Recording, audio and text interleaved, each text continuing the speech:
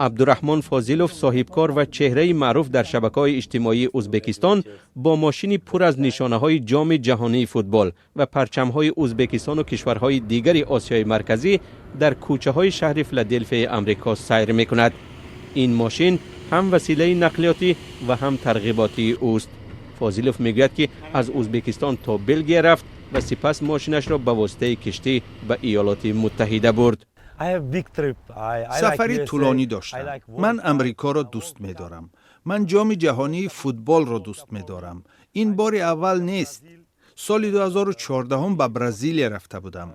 سال 2018 با ماشین به روسیه سفر کرده جام جهانی را آنجا دیدم.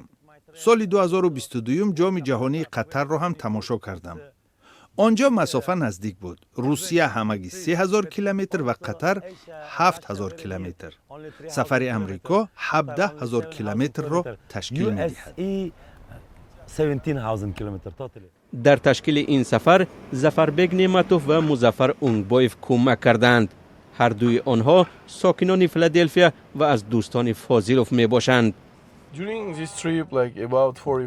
در دوام 45 روزی سفر او به جهان نه تنها پرچم ازبکستان بلکه تمام کشورهای آسیای مرکزی، قزاقستان، ترکمنستان، تاجیکستان و قرقیزستان را هم به اهل عالم معرفی کرد.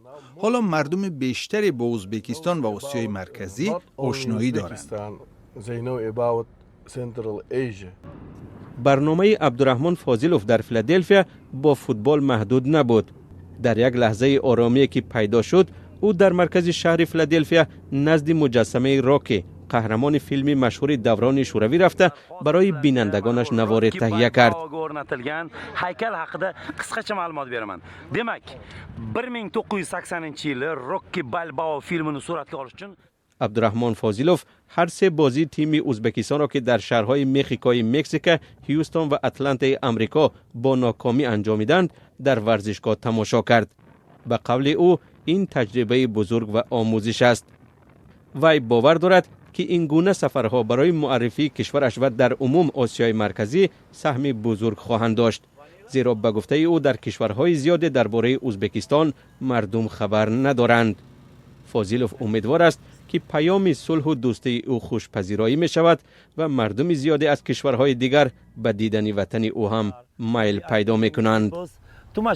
آنها میگویند کجاست ازبکستان؟ من میگویم که ازبکستان در آسیای مرکزی است.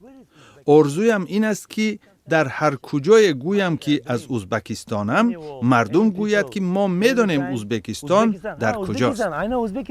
فاضلوف امیدوار است که پیام صلح و دوستی او خوشپذیرایی می شود و مردم زیادی از کشورهای دیگر به دیدن وطن او هم میل پیدا می کنند.